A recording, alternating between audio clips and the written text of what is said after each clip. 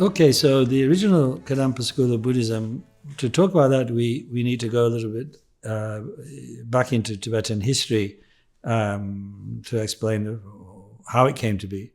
So, very simply put, Buddhism came to Tibet from India in two waves. The first one being more or less that it took place in the late 8th, early 9th century during the reigns of the three religious kings, such as King Trisan Detsen, and Buddhism was brought by masters like Pambasambhava and Shantarakshita, Vimalamitra, and so on into Tibet. And it was a mixture of Sutra and Tantra teachings.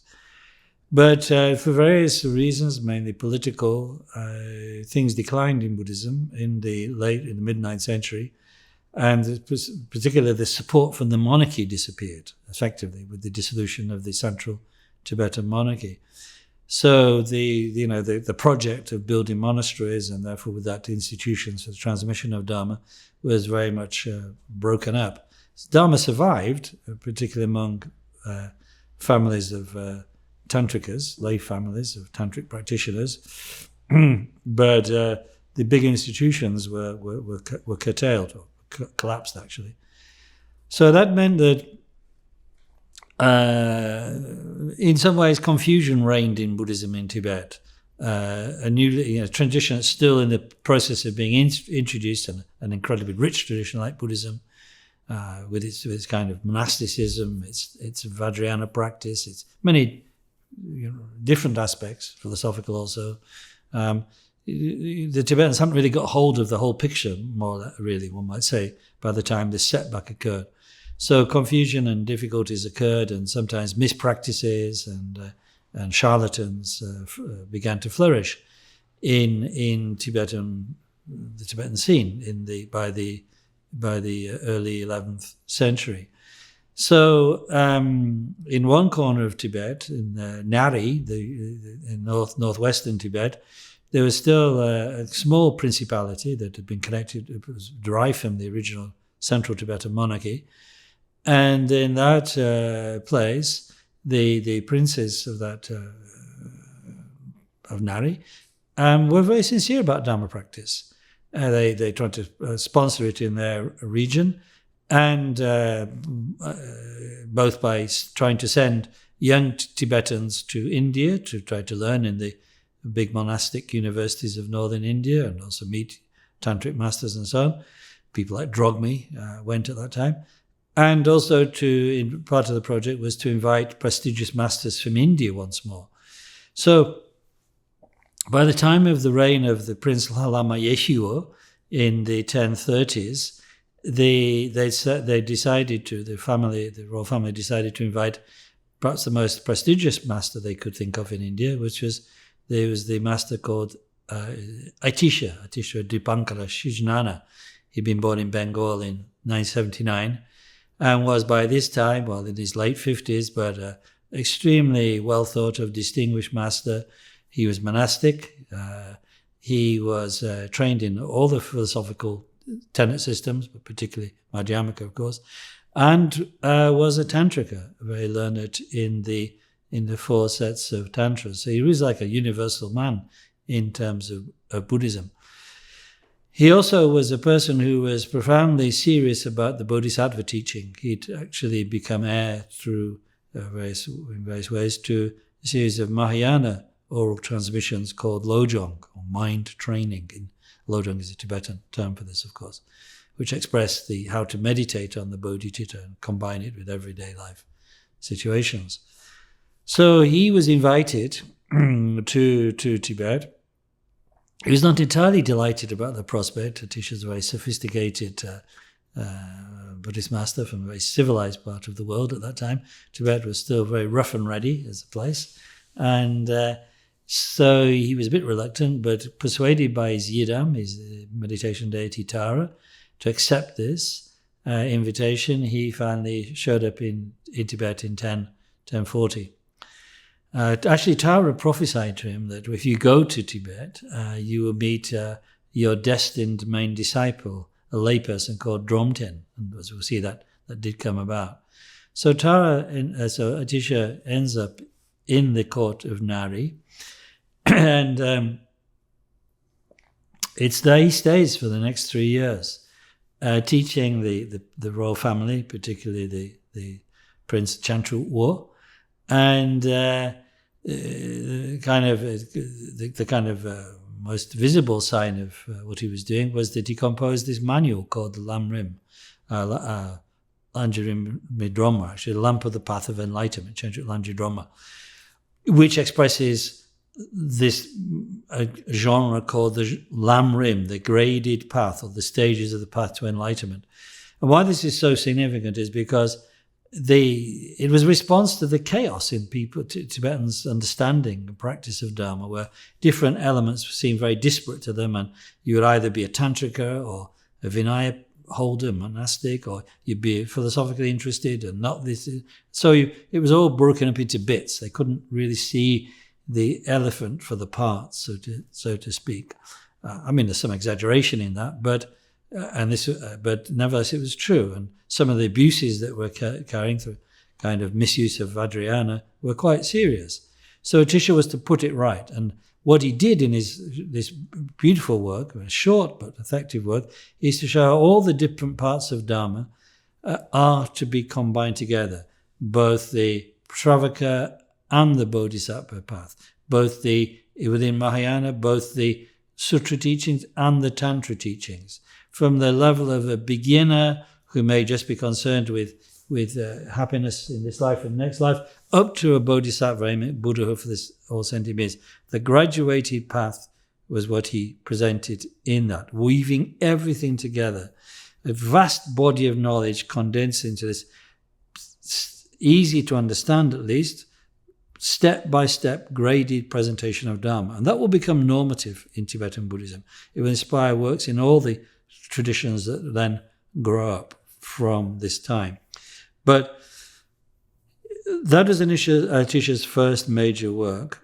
He's not trying to form a school, by the way. In fact, schools in this Tibetan sense didn't really exist in India. There were trends, tendencies, and so on, particularly philosophical tendencies, but no organized schools with their own institutions, their own monasteries, and so on.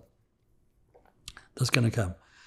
So at the end of the 3 years, which is all he promised to the Tibetans, by the way, at the end of his 3 years in Nari, he's ready to go back to India. But Dromten, this young practitioner, arrives, the one who's going to be his major disciple, as predicted by Tara. Dromten arrives and persuades Atisha to come to central Tibet, because, of course, Atisha is far out in the northwest of Tibet at this time.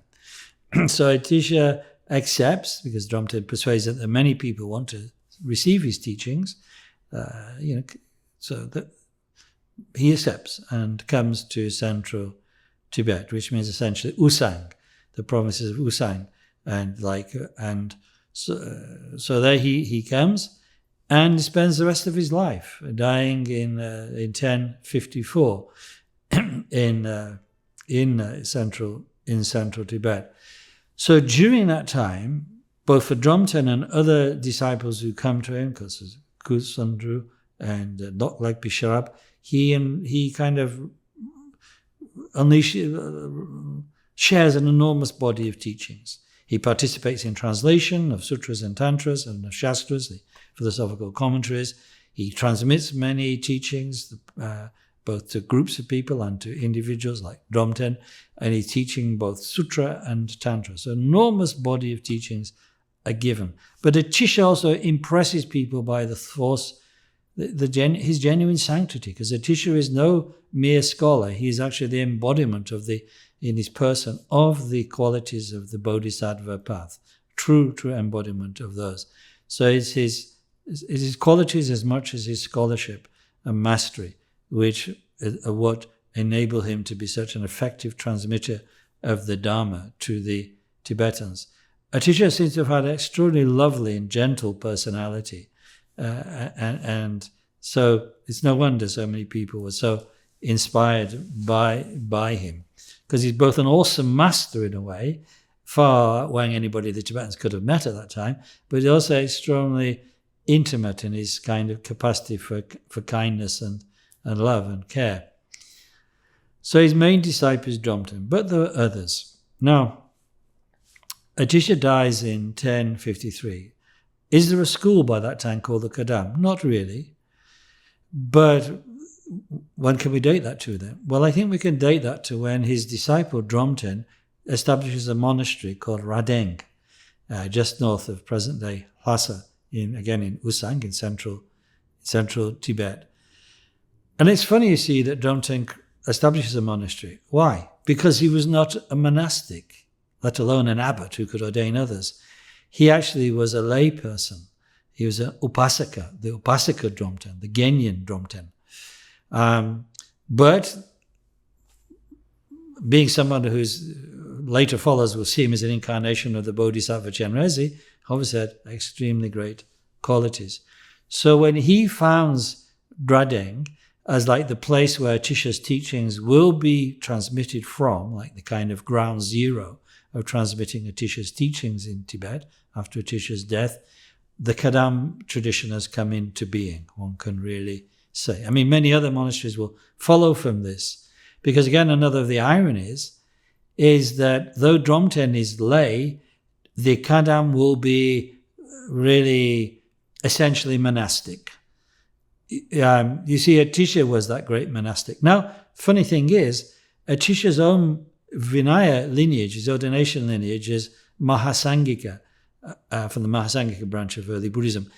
That will not be transmitted. The Kadampas will transmit the ordination lineage that had been brought by the great translator Loswa Rinchen Zampo, who'd been a kind of, although who'd also been one of these scholars sent to India by the Nari court, and who met Atisha and appreciated Atisha's teachings and activity very much. So Lo Rinchen Zampo, as we call him, Loswa Rinchen Zampo, he's not a Kadampa per se, but he will be very influential, in particular through his ordination lineage, as well as translation of different teachings. So Radeng begins the Kadam tradition.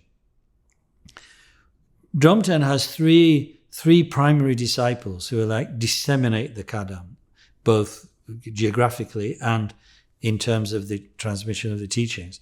They're often known as Kumche Som, something like three cousins or three brothers.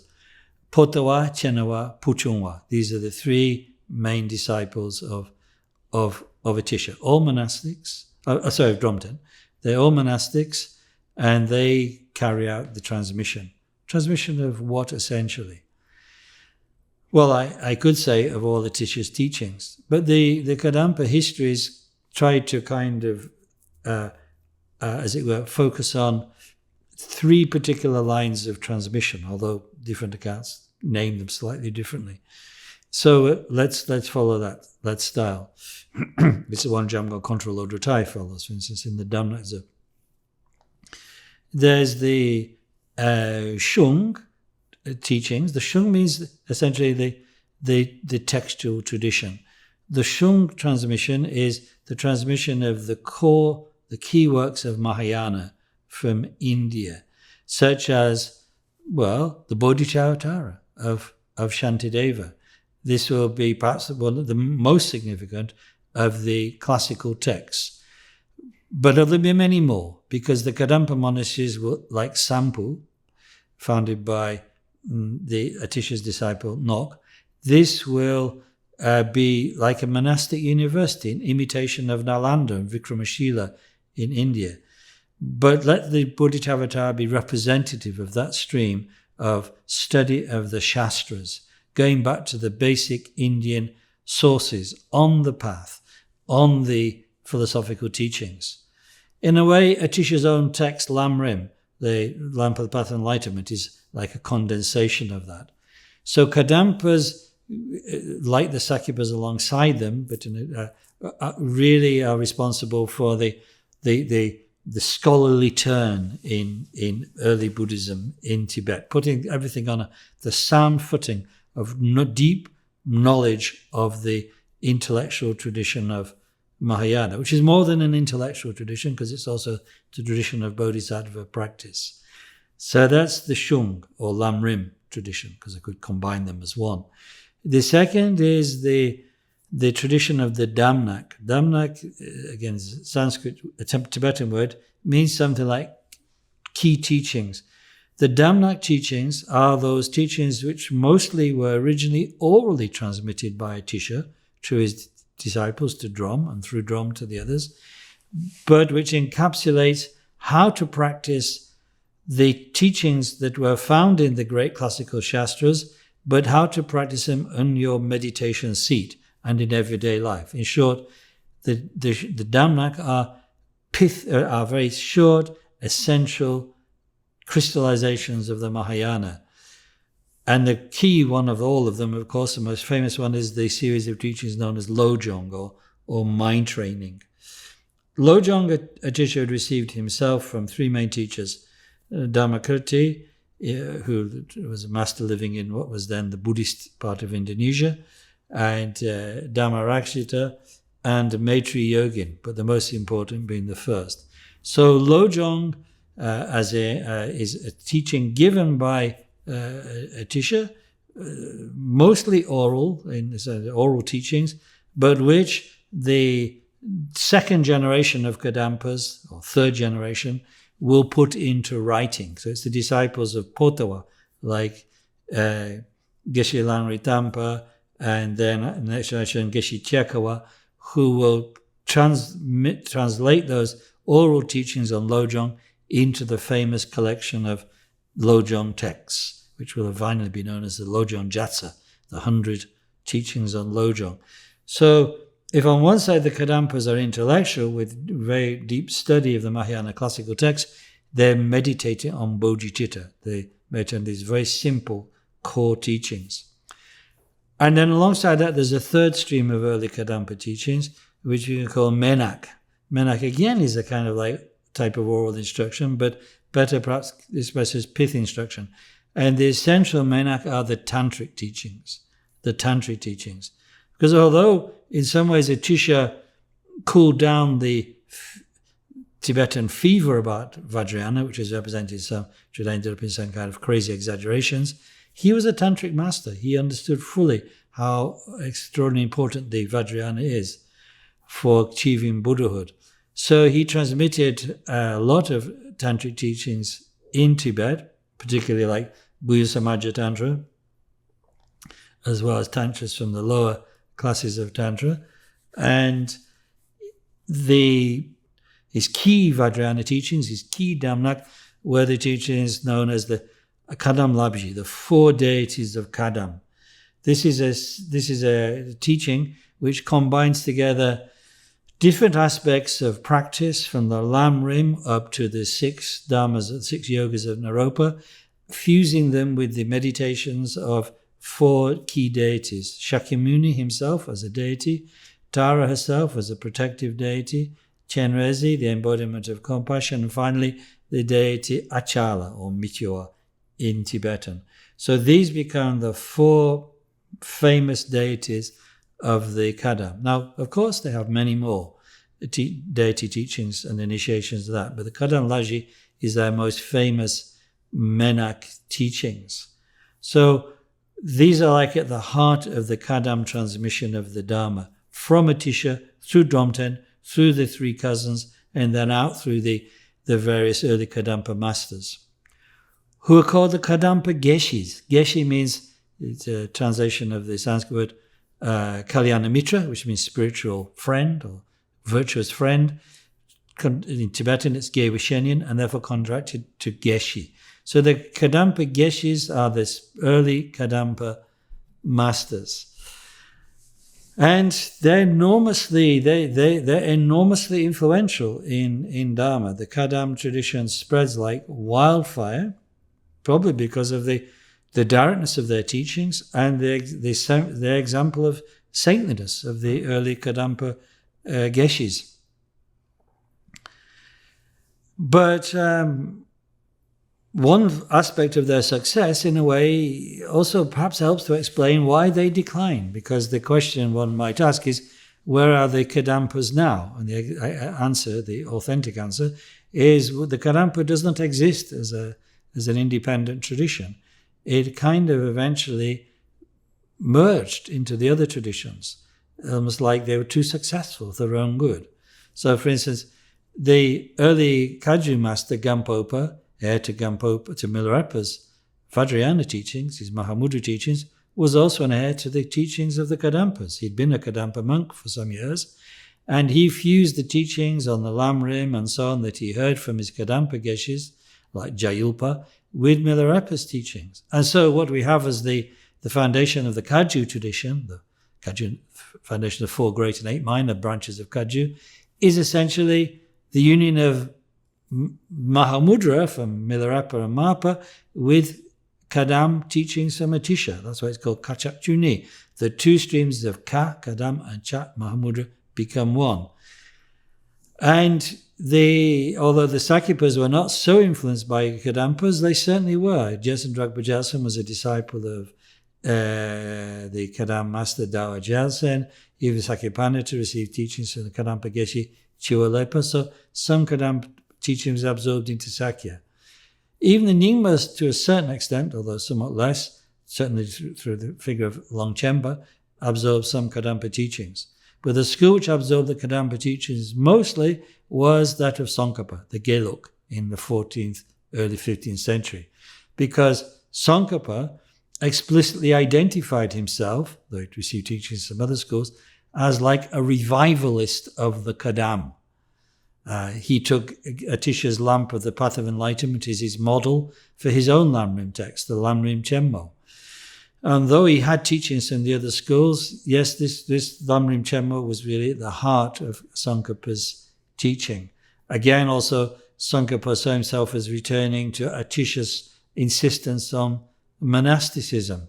So when Tsongkhapa began to gather disciples and founded his monasteries like Ganden and so on, they were identifying themselves as Kadam Sarma, the new Kadampas. It's only subsequently that the nickname they were given by others as Geluk, the virtuous ones, because of their insistence of monasticism, that name Geluk superseded that of the Kadam. But yeah, the Gelukpas were properly called the new Kadampas. So in this way, through them, their teachings being absorbed into the Geluk and as well into Kagyu and to a lesser extent Sakya, the Kadam heritage continued. So their teachings continued.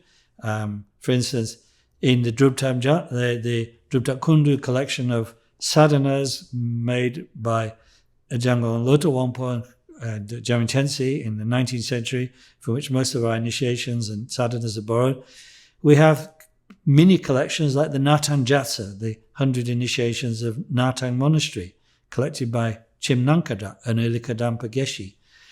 And there are many other examples of Kadam initiation lineages apart from that, found in the Druptak Kundu. And also major initiations found in the Jude Kundu, which come from the Kadampas. So the Kadam teaching survives even though the Kadampa does not exist as an independent tradition. That is, unless you want to call the Gelugpas the Kadampas.